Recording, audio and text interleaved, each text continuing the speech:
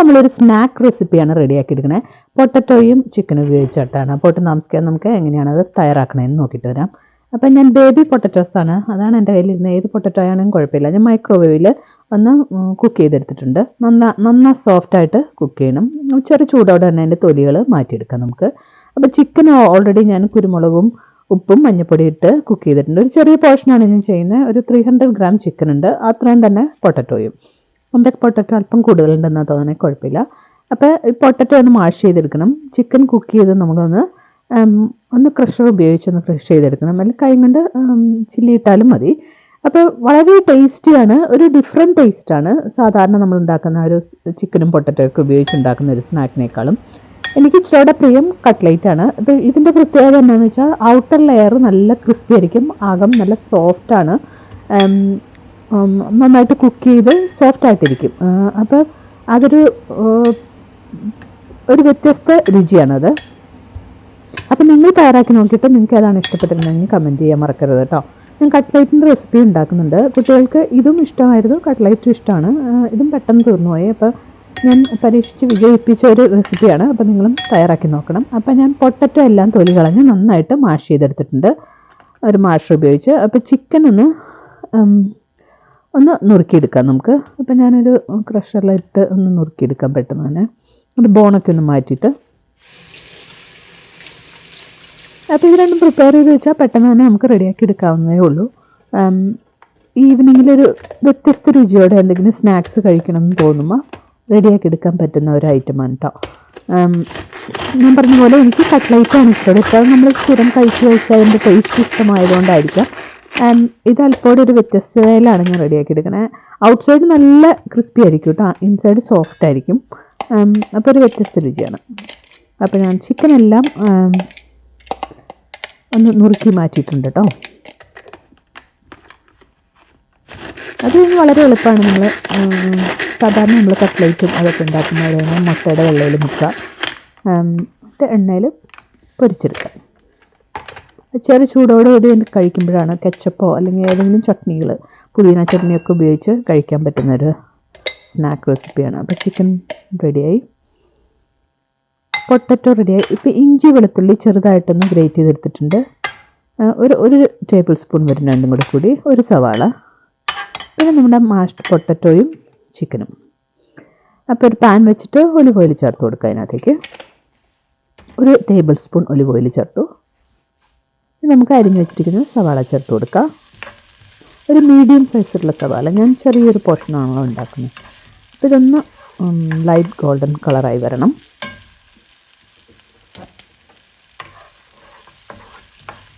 ഒരൊത്ത സമയം കൊടുക്കുക. നമുക്ക് ഇതിൻ്റെ കൂടെ തന്നെ ഇഞ്ചി വെളുത്തുള്ളി പേസ്റ്റാക്കിയോ അരച്ചോ ചേർക്കാം. ഞാനിങ്ങനെ ഗ്രേറ്റ് ചെയ്തെടുത്തേക്കുന്നതാണ്. അതും കൂടെ ചേർത്ത് കൊടുക്കാം. അതിൻ്റെ പച്ചക്കുത്തൊക്കെ ഒന്ന് മാറി വരട്ടെ.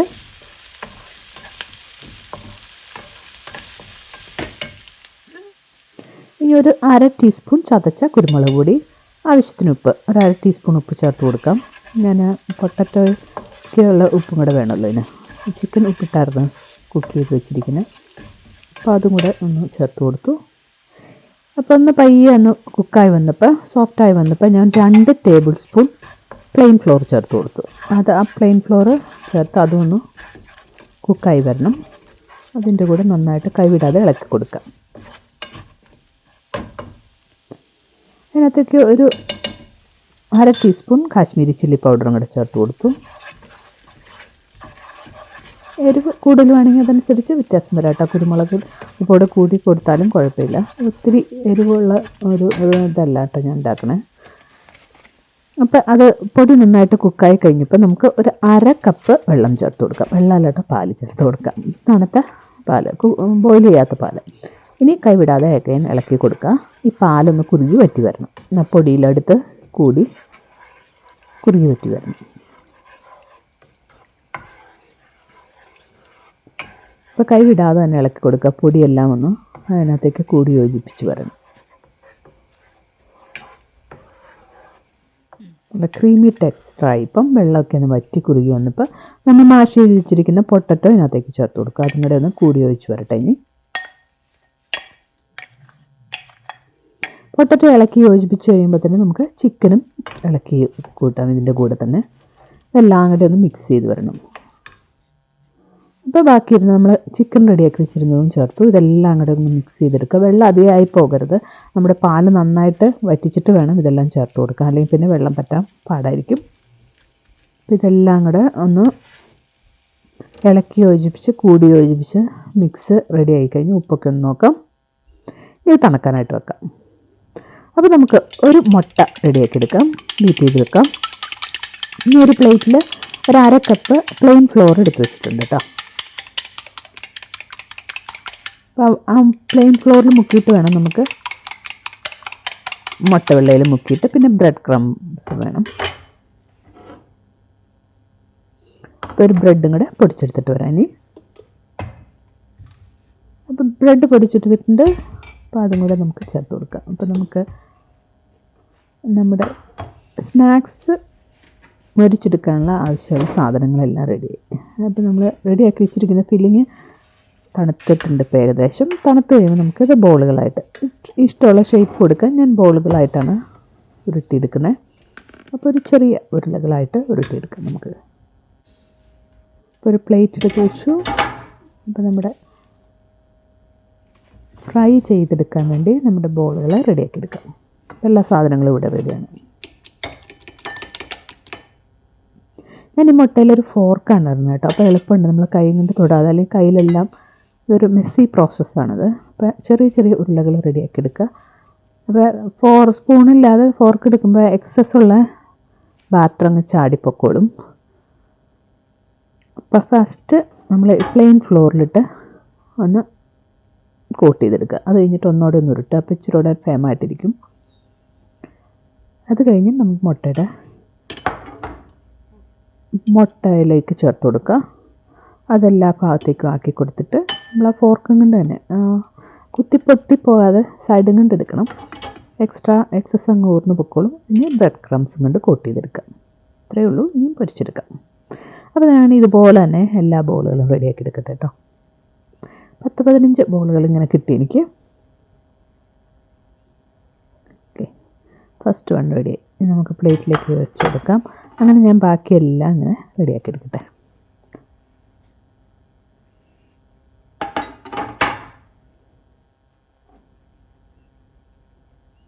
അപ്പോൾ നിങ്ങൾ ഇതുവരെ ചെയ്ത് നോക്കിയിട്ടില്ലെങ്കിൽ ചെയ്ത് നോക്കിയിട്ട് കമൻറ്റുകൾ പറയാൻ മറക്കരുത്.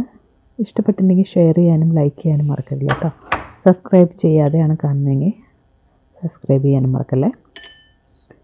അപ്പോൾ ഞാൻ പൊടിയിൽ മുക്കി, പിന്നെ മുട്ടയുടെ ബീറ്റ് ചെയ്തേക്കണതിൽ മുക്കി ഫുൾ കോട്ടിങ് കൊടുത്തു കഴിഞ്ഞിട്ട് ബ്രെഡ് ക്രംസിലേക്ക് ചേർത്ത് കൊടുക്കുക. ഈ പ്രോസസ്സ് ഇങ്ങനെ കണ്ടിന്യൂ ചെയ്യുക.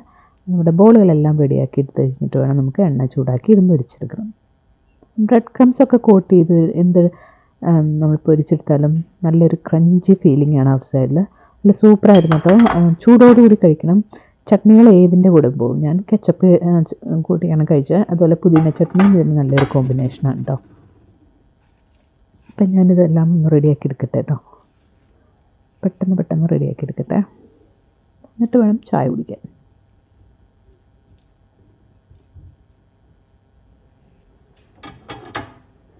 ഈ പൊടിയിൽ മുക്കുക, എന്നിട്ട് ഒന്നോടെ ഒന്ന് ഉരുട്ടി എടുക്കുക. ഇച്ചിരിയോടെ ഒരു ഫേമായിട്ടിരിക്കും. അത് കഴിഞ്ഞിട്ട് നമുക്ക് മുട്ടയുടെ ബീറ്റ് ചെയ്ത് വെക്കണതിലേക്ക് ചേർത്ത് കൊടുത്ത് ഒന്ന് കോട്ട് ചെയ്തെടുക്കണം.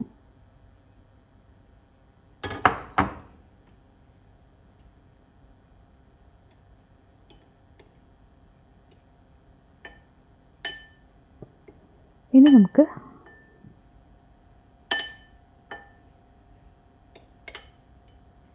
നമ്മുടെ ബ്രെഡ് ക്രംസിൽ ചേർത്ത് കൊടുക്കാം. ഇപ്പോൾ ഈ ഫോർക്കും കൊണ്ട് ഇങ്ങനെ എടുക്കുമ്പോൾ എക്സസ് ആയിട്ടുള്ള മുട്ടയുടെ ഒത്തിരി അങ്ങ് ലിക്വിഡ് കൺസിസ്റ്റൻസിയിൽ വരില്ല. അല്ലെങ്കിൽ ബ്രെഡ് ക്രംസിൽ ഇടുമ്പോൾ അങ്ങ് ഒത്തിരി സോഗിയായി പോകും. ഇപ്പം 3 കൂടിയാക്കി ഞാനിതെല്ലാം ഒന്ന് റെഡിയാക്കി എടുത്തിട്ട് കാണിക്കാം കേട്ടോ. ഇനി ഇത് തന്നെ പ്രോസസ്സ് കണ്ടിന്യൂ ചെയ്യാം. അപ്പോൾ നോക്കൂ, നല്ലൊരു മെസ് ആക്കിയിട്ടുണ്ട്. ഞാനെല്ലാം റെഡിയാക്കി എടുത്തു. പറഞ്ഞാൽ 15 എണ്ണം റെഡിയാക്കിയിട്ടുണ്ട്. അപ്പോൾ നമ്മുടെ ഫ്രൈ ചെയ്യാനുള്ള പാൻ വെച്ചു. ആവശ്യത്തിന് മുങ്ങിക്കിടക്കാൻ ആവശ്യത്തിന് എണ്ണ ഒഴിച്ചു കൊടുക്കുക. എണ്ണ ചൂടായി കഴിഞ്ഞ് കഴിയുമ്പോൾ ടെസ്റ്റ് ചെയ്ത് നോക്കാം. അല്പോടെ ചൂടാവണം, പൊങ്ങി വരുന്നില്ല. കൃത്യമാണെങ്കിൽ പെട്ടെന്ന് തന്നെ അത് പൊന്തി വരും. ഇച്ചിരി സമയം എടുക്കുന്നുണ്ട്.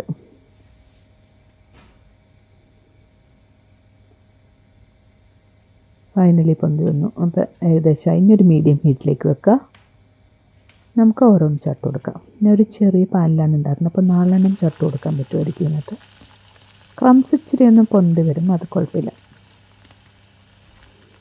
ബ്രെഡിൻ്റെ പൊടിയായതുകൊണ്ട് പൊട്ടിപ്പോകുന്നില്ല. സെയിം ഇത് ഫോളോ ചെയ്താൽ മതി. അപ്പം ഇതെല്ലാം നമുക്ക് ഫ്രൈ ചെയ്ത് മാറ്റാം. ഓവർ കുക്കായി പോകാതിരിക്കാൻ സൂക്ഷിക്കണം. ഒന്നിട്ട് 2 മിനിറ്റ് കഴിയുമ്പോൾ നമുക്കൊന്ന് മറിച്ചിട്ട് കൊടുക്കാം. നമ്മുടെ സാധനങ്ങളെല്ലാം കുക്കായതാണ്. പെട്ടെന്ന് ഔട്ടർ ലെയർ നന്നായിട്ടൊന്ന് മുരിഞ്ഞിട്ടേണ്ട താമസമേ ഉള്ളൂ. ഒരു കിച്ചൺ ടവലൊക്കെ വിരിച്ചൊരു പ്ലേറ്റിൽ വിരിച്ചിട്ടെടുക്കാം. അപ്പോൾ എക്സസ് എന്തെങ്കിലും ഓയിലുണ്ടെങ്കിൽ അതും ഒന്ന് മാറിക്കിട്ടിക്കോളും നമുക്ക്.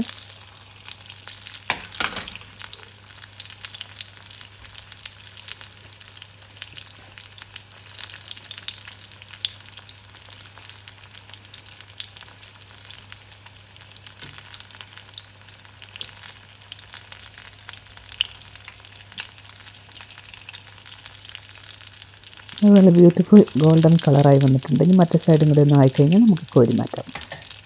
എല്ലാ സാധനങ്ങളൊക്കെ ഒന്ന് റെഡിയാക്കി എടുക്കാനാണ് ഇത് താമസമുള്ളൂ. അപ്പോൾ നേരെ ഒന്ന് പ്രിപ്പയർ ചെയ്ത് വെക്കുവാണെങ്കിൽ നമുക്ക് ഡിഫറെൻറ്റ് ടേസ്റ്റി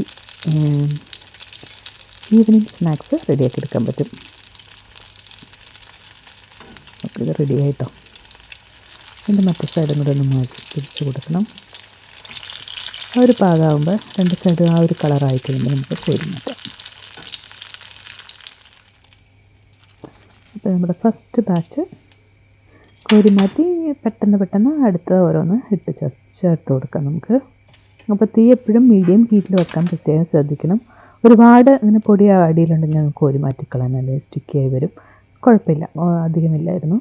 അപ്പോൾ നമുക്ക് അടുത്ത ബാച്ച് ചേർത്ത് കൊടുക്കാം. അങ്ങനെ തന്നെ നമുക്ക് മുഴുവൻ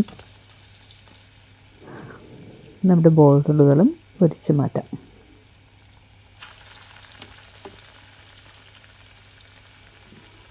വൺസ് റെഡിയാക്കി കിട്ടും, പെട്ടെന്ന് റെഡിയാക്കി കിട്ടും. ഒരു 5-10 മിനിറ്റ് കൊണ്ട് നമുക്ക് റെഡിയാക്കി കിട്ടും. നമുക്ക് അടുത്ത സെറ്റും റെഡി ആയിട്ടുണ്ട്.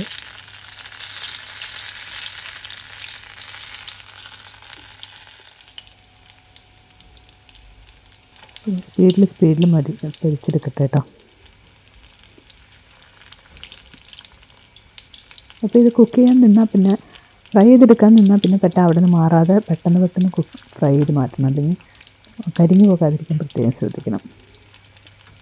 കാരണം ഞാൻ പറഞ്ഞ പോലെ എല്ലാം കുക്കായതാണ്. ജസ്റ്റ് ഒന്ന് ഔട്ടിൽ ലെയർ ഒന്ന് മുരിഞ്ഞ് കിട്ടേണ്ട താമസമേ ഉള്ളൂ. പെട്ടെന്നാവും.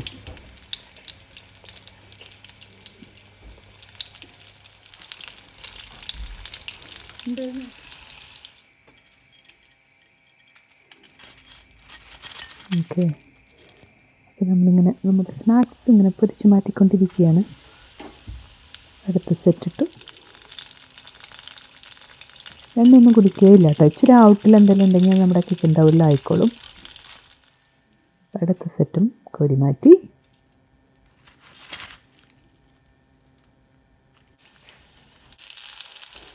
നമ്മുടെ ഏകദേശം മുരിച്ച് കഴിയാറായിട്ടോ.